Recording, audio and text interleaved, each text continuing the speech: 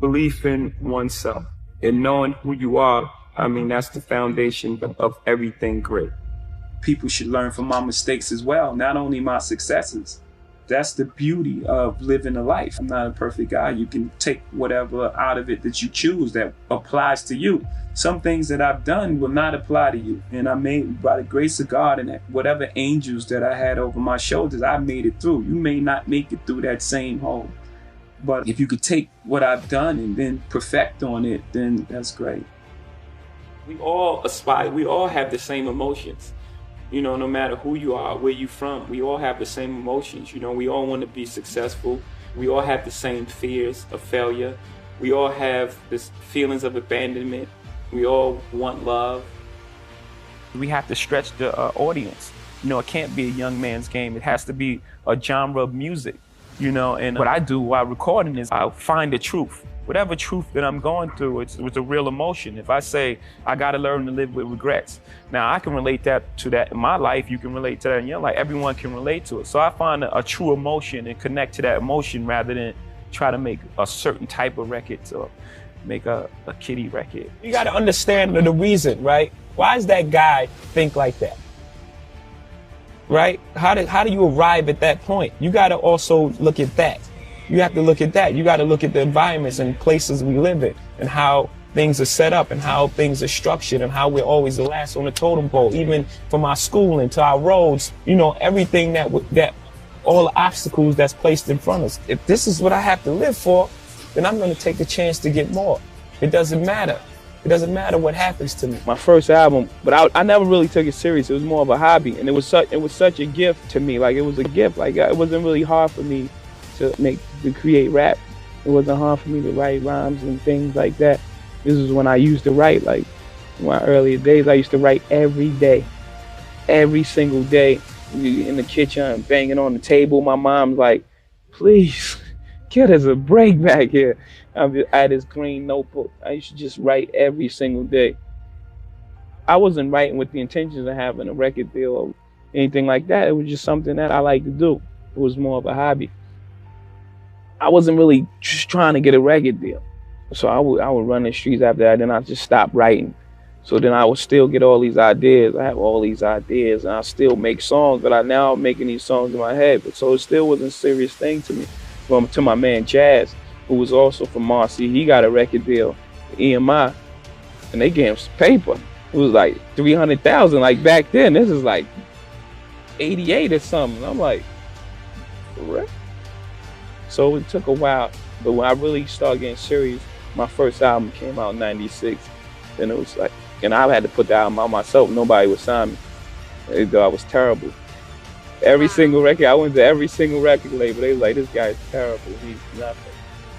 I mean, like, it went from singles, like I would press up singles, put in the car. I had to go to the record company. Go to the record stores myself and here, take this. Come back, get $100, $200.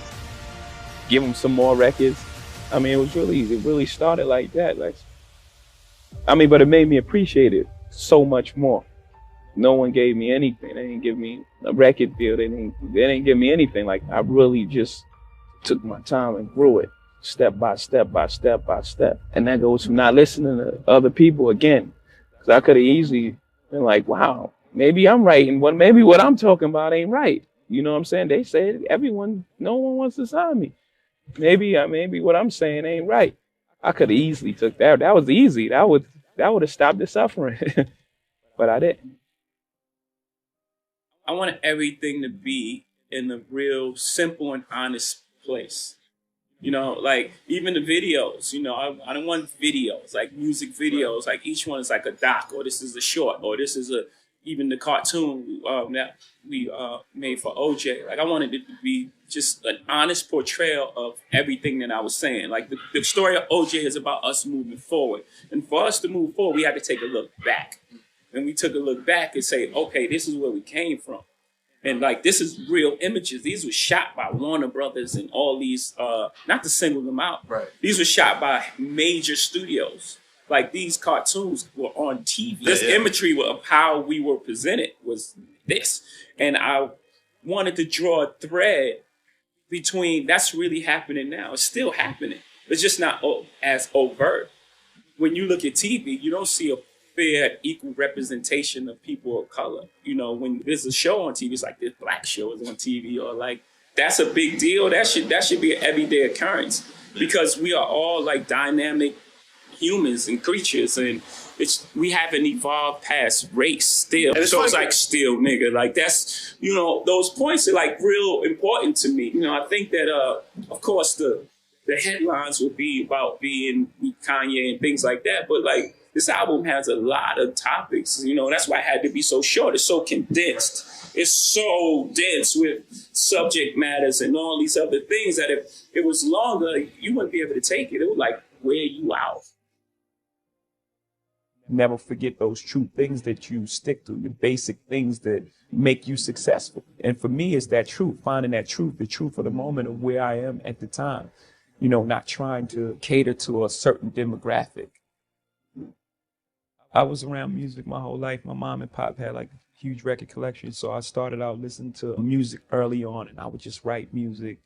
You know, I just had a love from there. I didn't get to it. You know, I got caught into my neighborhood and my surroundings, but I've always taken it with me, and I've always went back to it. And it just got to a point where it was like, make this decision. This is something you really love and you love to do. It's time to really focus on it and to get serious about it and give it your all. And once I did that, it was no looking back from there.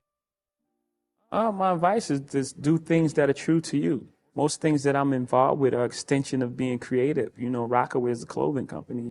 It's part of who you are, and hip hop is your attitude and what you're trying to express, how you dress. I love sports growing up. I grew up in a household where sports was on 24/7. So these are all things that are comfortable for me. You know, these are things that I like. So I would just say get involved in things that you love, and also have a standard for yourself and have some sort of integrity and try to, you know, find some sort of truth in what you're doing. All the things that you apply in business, you know, they say that he has great instincts. Well, on the streets, having great instincts can be the difference between life and death, not just losing a deal or incarceration, you know, which is less than death. And being a person of high integrity, you know, people want to deal with you in business, in trust, and honorable, a man of your word. All these things come to play in business world. I'm not condoning anything, any street activity. It's just the way it is. It's not about who got more money and who got more houses. You know, you've earned it, buy what you want.